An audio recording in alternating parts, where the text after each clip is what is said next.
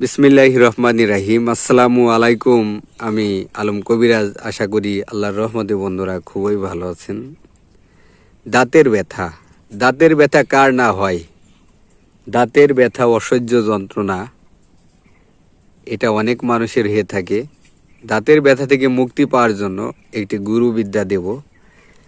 এটা আমাদের গুরুজি কালাসাদ উস্তাদ শিক্ষা দিয়েছে হাজার হাজার মানুষকে, আমাকেও দিছে। আজকে আমি আপনাদেরকে দিতেছি পরীক্ষিত একটি বিদ্যা। আমরা এখনো রোগীদেরকে দিয়ে থাকি।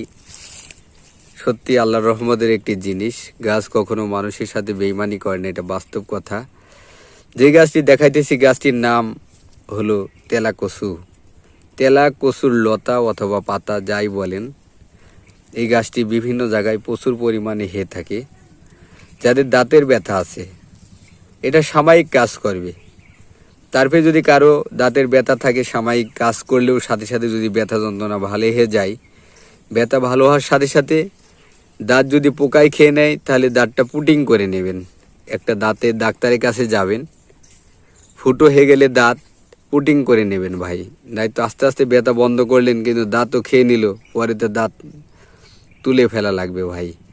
এখানে ব্যথা নষ্ট, এটা হলো তৎক্ষণিক, সাথে সাথে ব্যথার কাজ করে। ব্যথা ভালো হলে আপনি দাঁতটাকে পুটিং করবেন, সারা জীবন ভালো থাকবে।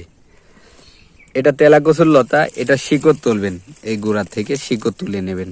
শিকড় অনেকে কিন্তু ফোন দেয়, দিয়ে বলে ভাই কি দিলেন পাতা, তেলা কচুর পাতা দিলাম, কই কাজ হলো না যে। এমন কথা না ভাই, এটার কথা হলো শিকড় তুলবেন। শিকড়, এই শিকড় তুলে নেবেন এখান থেকে। এই শিকড় তুলবেন, নিচের শিকড় এক এক দুই এক দেড় ইঞ্চি শিকড় নেবেন। 4-5টা গোলমরিচ নেবেন, নিয়ে বেটে দাঁতে লাগাবেন। সাথে সাথে 5 মিনিটের ভিতরে দাঁতের ব্যথা থেকে মুক্তি পাবেন। এটা শিকড় দেবেন। অনেকে দাঁতের তেলা কচুর পাতা দেন দাঁতে, কিন্তু কাজ হবে না ভাই। তা বন্ধুরা, আমি আলম কবিরাজ।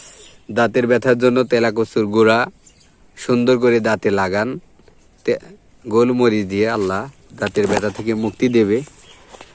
তো বন্ধুরা, আমি আলম কবিরাজ। আমি আসি চুয়াডাঙ্গা জেলা, জীবননগর উপজেলার রায়পুর বাজার। আমরা মূলত এজমা, হাঁপানি, সাদা সিরাপ, লাল সিরাপ, ওয়ার্স বিভিন্ন রোগের চিকিৎসা করে থাকি।